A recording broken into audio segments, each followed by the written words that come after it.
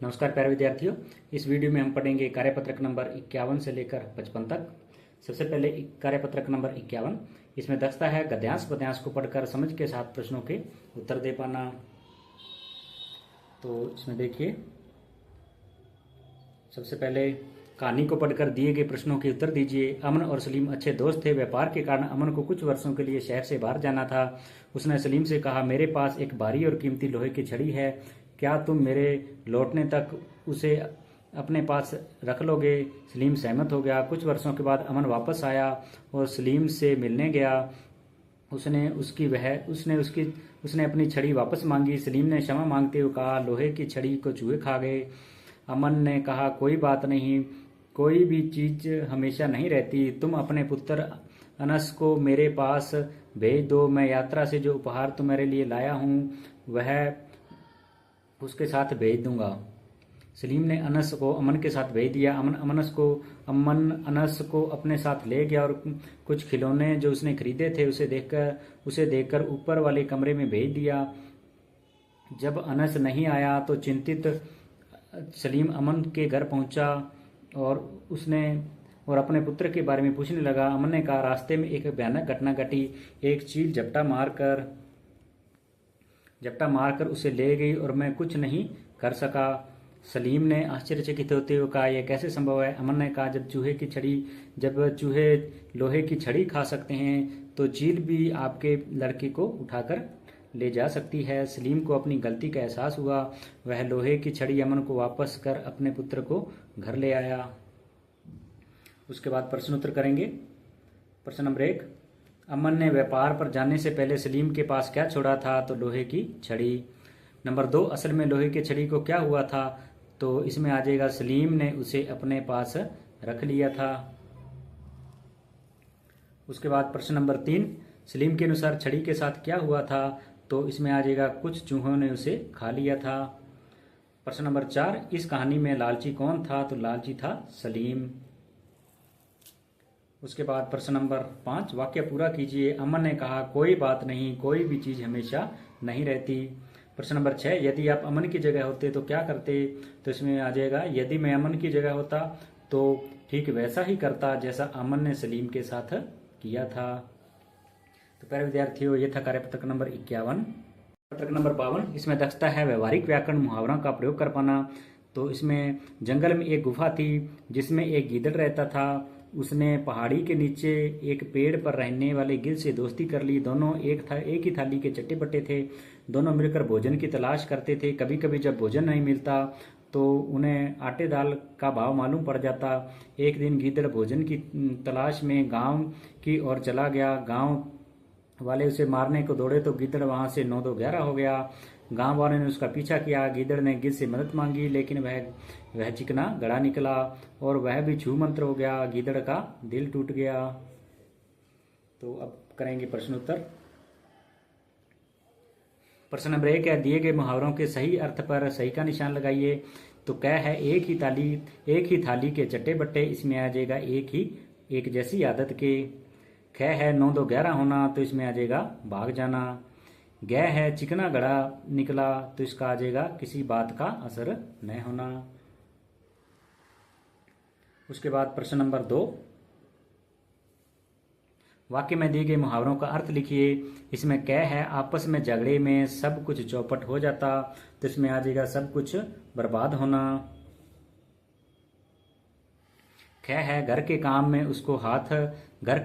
में सबको हाथ बटाना चाहिए। तो इसमें आ जाएगा, मदद करना। ग है, मुसीबत में लोग आंखें फेर लेते हैं। तो इसमें आ जाएगा, अनदेखा करना। ग है, चोर ने पुलिस की आंखों में धूल झोंक दी। तो आ जाएगा, धोखा देना। अड़ है, मां गुस्से से लाल थी। तो इसका आ जाएगा, अत्यधिक क्रोधित होना। च है, चेतक घोड़ा हवा से बातें करता था। तो इसमें आ जाएगा, बहुत तेज होना। उसके बाद 6 है, मीना ने नाक में दम कर दिया। तो इसमें आ जाएगा, बहुत परेशान करना। उसके बाद प्रश्न नंबर 3, दिए गए मुहावरों का प्रयोग कर वाक्य को पूरा कीजिए। क्या है, कहानी सुनते सुनते गौतम की पलक झपकने लगी। तो आ जाएगा, पलक झपकना। ख है, सैनिकों ने आतंकवादियों के छक्के छुड़ा दिए। तो इसमें आ जाएगा, छक्के छुड़ाना। गह है अपमानजनक शब्द सुन के वो आग बबूला हो गया, तो इसमें आ जाएगा आग बबूला होना। तो प्यारे विद्यार्थियों, ये था कार्यपत्रक नंबर 52। कार्यपत्रक नंबर 53, इसमें दस्ता है व्यवहारिक व्याकरण, वाक्यों में क्रिया काल को पढ़कर समझना और लिख पाना।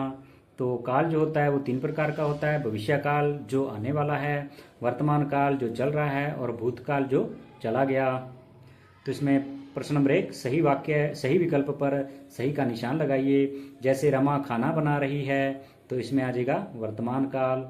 कह है कुत्ता भौंक रहा था, तो यह आ जाएगा भूतकाल।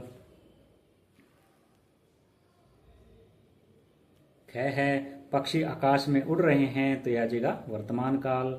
गह है चित्रकार चित्र बनाएगा, तो यह आ जाएगा भविष्यत काल। गह है बादल गरज रहे थे, तो आ जाएगा भूतकाल। उसके बाद प्रश्न नंबर 2, दिए गए वाक्यों में क्रिया को रेखांकित करके उनका काल बताइए। तो जैसे वह सिनेमा गया होगा, तो इसमें आ जाएगा भूतकाल। और इसमें अंजू पढ़ रही है, तो इसमें आ जाएगा वर्तमान काल। ख है तेज तेज आंधी आई थी, तो यह आ जाएगा भूतकाल। गह है पिताजी पत्र लिखेंगे, तो इसमें होगा भविष्यत काल। गह है कल तुम आ जाना, तो इसमें है भविष्यत काल। अड़ है हम शाम को बाजार जाएंगे, तो यह आ जाएगा भविष्यत काल। उसके बाद प्रश्न नंबर 3, क्रिया का उचित रूप लिखकर वाक्यों को पूरा कीजिए। जैसे मोहन हॉकी खेल रहा है, तो इसमें आ जाएगा खेलना, और ये वर्तमान काल। और कै सब छात्राएं घर चली, भूतकाल है, तो आ जाएगा गई। ख है मैं कल दिल्ली जाऊंगा, तो जाना भविष्यत काल। गह है सुधा ने झूठ बोला, बोलना भूतकाल। गह है हम विद्यालय जा रहे हैं, तो जाना वर्तमान काल में। उसके बाद प्रश्न नंबर 4, नीचे लिखे वाक्यों के सामने उनका काल लिखिए। तो कर्ण खाना खाएगा, तो इसमें भविष्यत काल है। सुमन कह है सुमन अनीता से बात कर रही है, तो इसमें वर्तमान काल है। ख है आप किसके साथ खेलने जाएंगे, तो यह आ जाएगा भविष्यत काल। गह है बारिश होने की संभावना है, तो ये वर्तमान काल है। घ मुझसे भूल हो गई, तो ये भूतकाल। और अड़ प्रेमचंद ने कई किताबें लिखी, तो ये आ जाएगा भूतकाल। तो प्यारे विद्यार्थियों, ये था कार्यपत्रक नंबर 53। कार्यपत्रक नंबर 54, इसमें दस्ता है गद्यांश पद्यांश को पढ़कर समझ के साथ प्रश्नों के उत्तर दे पाना। प्रश्न नंबर 1, आपने बस की यात्रा पाठ पढ़ा है। इस पाठ में आप बस के मालिक है। बस के खराब होने पर श्याम सुंदर नाम का एक यात्री आपसे शिकायत करने आया है। बस की विशेषताएं बताते हुए आप श्याम सुंदर को जवाब दीजिए। उसके बाद श्याम सुंदर, आपकी बस खराब थी तो हमें बताना चाहिए था। बस के मालिक यानी मैं, जी खराब कहाँ है, चल तो रही है। उसके बाद श्याम सुंदर कहेगा तो बार बार रुक क्यों जाती है। मालिक यानी मैं, कभी कभी समस्या हो जाती है। श्याम सुंदर कहेगा पहले बताया होता तो हम इस बस में सफर ही नहीं करते। तो मालिक यानी मैं, भाई साहब साधन है खराब हो जाता है तो क्या करें।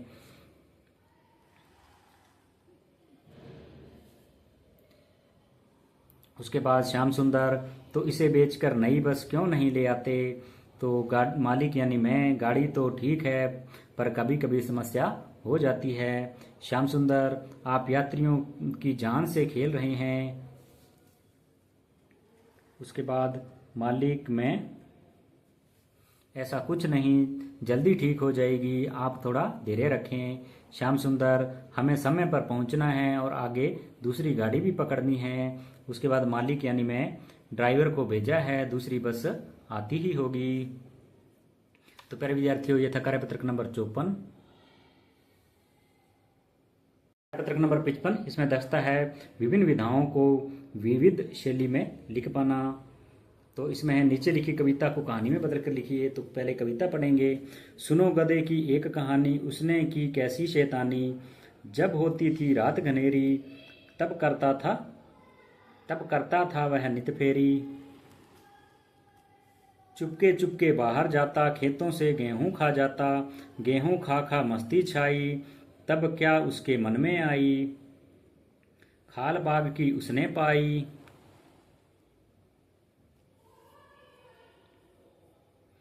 उसने सूरत अजब बनाई। पहनी उसने खाल बदन में, चला खेत चरने फिर वन में।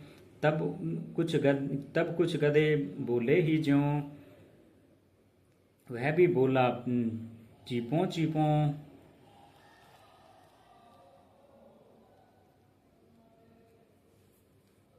खुली बाग की कलई सारी, तब तो शामत छाई भारी। डंडे डंडे लगे धड़ाधड़ पड़ने, लगे गधे के पैर उखड़ने। भगा वहां से वह बेचारा, सभी तरफ से हिम्मत हारा। गिरते पड़ते घर को धाया, मरते मरते प्राण बचाया। तो अपने इसके अब कहानी लिखेंगे।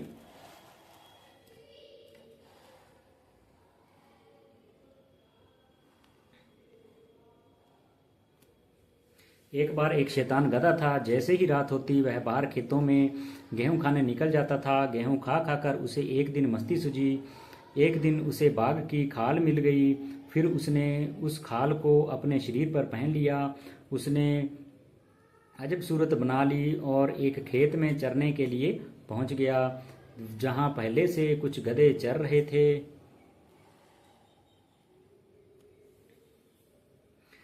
उनको बोलते देखकर वह भी उनकी तरह बोलने लगा, जिससे उसकी पोल खुल गई। फिर खेत के मालिक ने डंडे से पीट पीट कर गधे की हालत खराब कर दी। जैसे तैसे गधा अपने प्राण बचाकर बड़ी मुश्किल से अपने घर पहुंचा। तब गधे को अपनी गलती का बड़ा पछतावा हुआ। तो प्यारे विद्यार्थियों, इस वीडियो में हमने पढ़ा कार्यपत्रक नंबर 51 से लेकर 55 तक। यदि आपको मेरी मेहनत और ये वीडियो अच्छा लगा हो तो प्लीज़ चैनल को सब्सक्राइब करें, वीडियो को लाइक करें और अपने दोस्तों के साथ ज़्यादा से ज़्यादा शेयर करें। धन्यवाद।